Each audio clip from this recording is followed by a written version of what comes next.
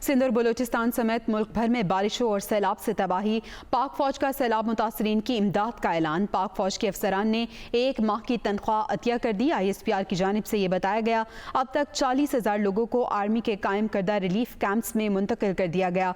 23,000 लोगों को अद्वियात और तिबी मदद फराहम की गई है। ISPR की जानिब से ये बताया जा रहा है सिंध और बलूचिस्तान समेत मुल्क भर में बारिशों और सैलाब से तबाही है, लोगों का बुरा हाल है। ऐसे में पाक फौज का सैलाब मुतासरीन की इमदाद का ऐलान।